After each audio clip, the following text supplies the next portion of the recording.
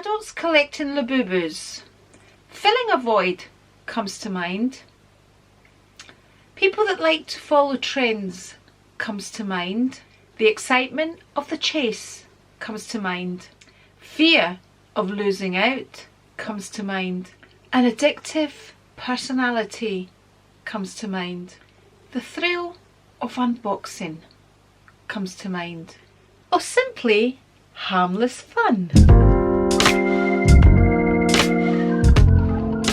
Hello and welcome to my channel. I'm Andri. Today we are talking Labubus. We are discussing these little monsters, cuddly creatures with the teeth and the eyes and are hard to get, and the adults are going crazy over them, and now they're buying bigger ones and they're dressing them and they're treating them like they're little babies. And so that's what we're discussing today. So I was asked to talk about Labubus. I've actually been asked to open up the discussion about Labubus by a couple of people, but the last one was Susan, so Susan Senior Style, and this is what she said, and I thought, let's just go with it. We've had enough people wanting to discuss it, so we shall discuss the addiction of collecting Labubus. So Susan says, here is Lulu. Maybe you can use it with questions. For example, why does a 65-year young lady collect Labubus? Okay, and then I asked her, why do they appeal to you? And how many do you have? And she said, I have 4, 1 full size and 3 minis. I like the price compared to my luxury bag charms, and you can dress up the monsters. I collect Fendi monster bag charms, plus the size fits most of my bags. So that's why Susan collects these Labubus. And my granddaughter collects, my 2 granddaughters in fact like to collect the Labubus. I recently shared Georgie unboxing her Labubus on my last video, and if you'd like to see her unboxing her Labubus, I shall link that below the video, and I've also done some shorts with her unboxing them as well. She absolutely loves them. In fact, I was the first one to buy her a Labubu because her mum was very much like, no, I'm not getting these things, blah blah blah. And then I thought, oh, I can't bear the thought of all her friends having one, okay, and my granddaughter not having one. But because I'm that type of person, I would hate for her to miss out. So that brings on the question, is this why adults are collecting them? Is it because, you know, the fear of missing out? They want to be part of it. You know, everybody's collecting Labubus, so they're jumping on the bandwagon to collect Labubus because everybody else is collecting them. So that's one theory. Obviously this video is for entertainment purposes, okay, so anything I say, people, take it with a pinch of salt.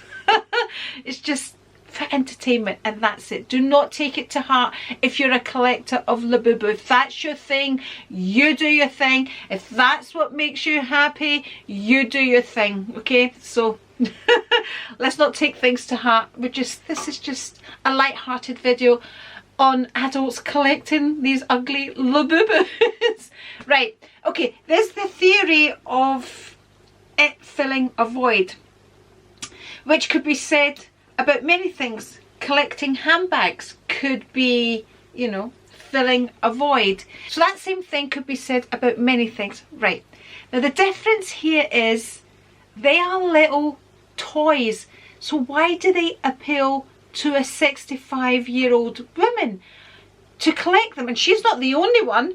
There's many like her. I mean, you go onto YouTube, there are many adults collecting Labubus like there's no tomorrow, and it does look fun. See when they're doing the unboxing and they're ripping it up and they're opening up and they're opening the bag.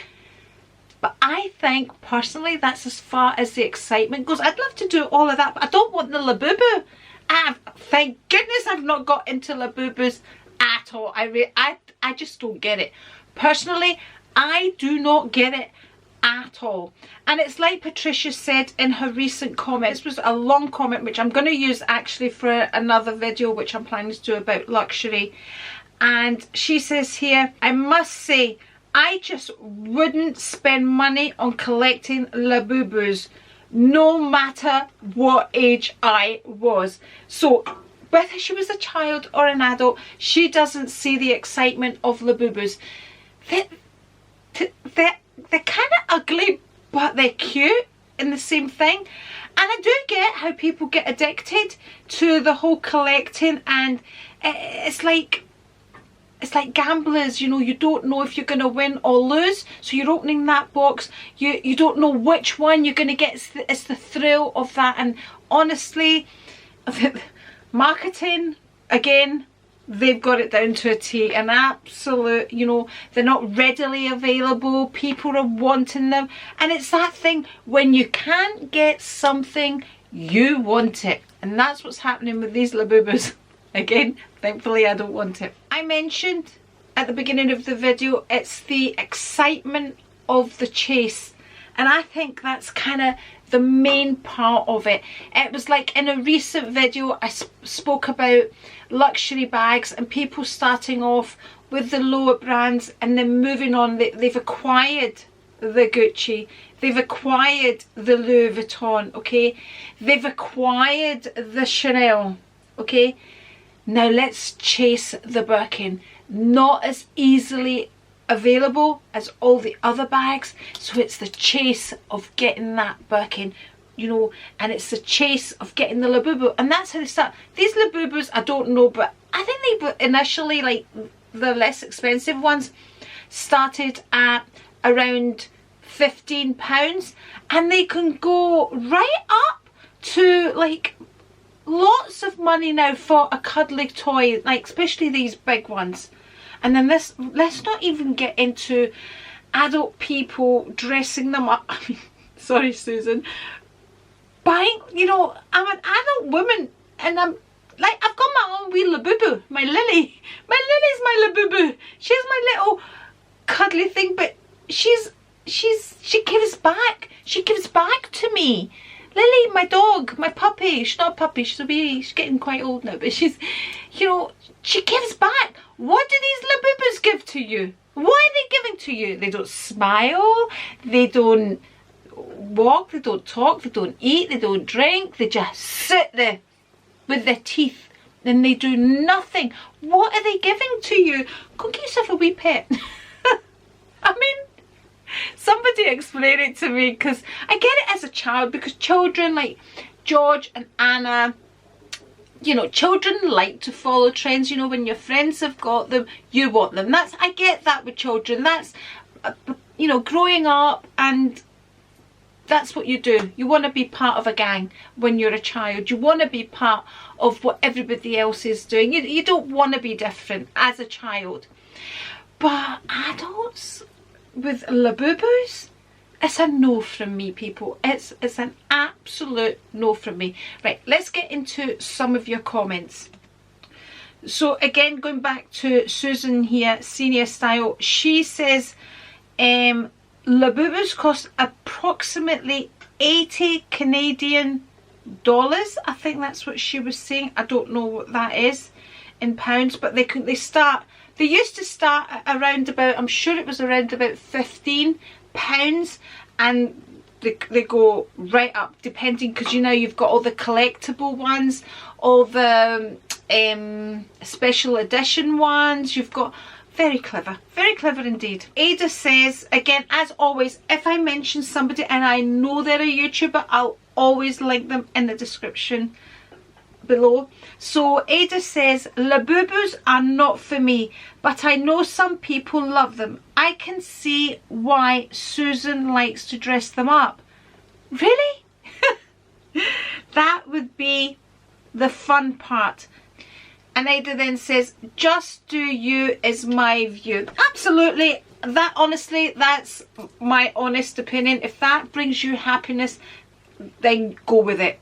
Go with it. If it brings you joy, if it's filling a void, if it's giving you that a little bit 5 minutes of excitement, I'm trying to make my video exciting, people. I'm trying to, people go, oh, did she say that? That's what it's about. Patricia Teague says, I don't understand the Labubu trend. I like smaller decorative bag charms, but I don't like anything too big and bulky like a stuffed toy. Yeah, I agree with that. Like, I like the little Burberry teddy bears. I like them. I don't, the Labubus are just, I honestly don't get the Labubus. But, like, I don't have anything against bag charms. I'm trying to grab a bag charm. Right, these came out when all the Fendi monsters were out, and these little fluff balls. But it's just a little fluff ball adding something to the bag. It's small. It doesn't have eyes. It doesn't have teeth. It doesn't have ears. It doesn't have all of that. I love an initial hanging from my bag. I've got my little pochette métis here, and I've got my little A here that my friend Lux and Roses got me, and I love that, and it matches that perfectly. I love things like that. So it's not the fact that people are using them as bag charms, it's what they are that I don't like. It is, I mean, I would like to say it's a children's toy, but it is quite evil looking. And again, I find that, like, why do children like them? Because they're quite evil looking as well.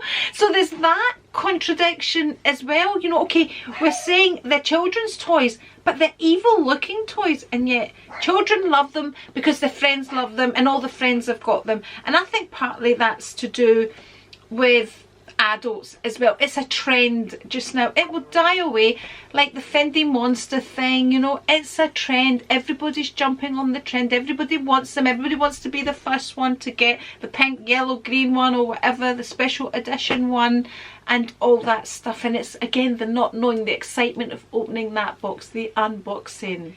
So here's my thoughts on these cute little monster dolls. They are just another gremlin. They are just another fur baby. They are just another beanie, which will eventually create clutter. Pop Mart have created scarcity, bit like Hermes and the Birkin. What does scarcity create? What feeling does that give you? Gives you the feeling of the chase, wanting to get hold of one, and when you eventually do, you get that high. You get that, yes, you get the high. That's what they've created. It's the scarcity. Could they make more? Of course they could make more. Wouldn't make sense to make more, because the more they made, the more they would flood the market, people would get hold of them, it wouldn't be as exciting. When you can't get hold of something, that's when you want it. So it's all about the chase. Then, what did they create? The blind box. You don't know what you're getting. It's the excitement, it's the anticipation. What's in that box? Am I gonna get that one that I truly want? And what happens when you open it up and you don't get it? You buy another and another until you get the one you're looking for. And once you've got the one you're looking for, you're gonna look for another, aren't you? This is called unpredictable rewards, my friends. That's what it's all about. It is very clever marketing. And we, as the consumer, fall for it time and time again. So that's my thoughts on it. Now I'm going to end the video with It's Only War Paint's thoughts on it. And she says, Labubus aren't for me, but as long as they don't come alive after midnight, I don't have a problem. I can't see them being around forever, but if it brings people joy, then that's a good thing. And that's where I'm gonna leave it. I hope you have enjoyed my take on Labubus. Those of you that left comments about Labubus, again, thank you very much for helping me along. And if you would like to see any more videos from me, as always, I shall link one here and here. And if you're not already subscribed, I would love for you to subscribe by pressing the A right here. Thank you very much for watching, and I'll catch you on the next one. Cheers.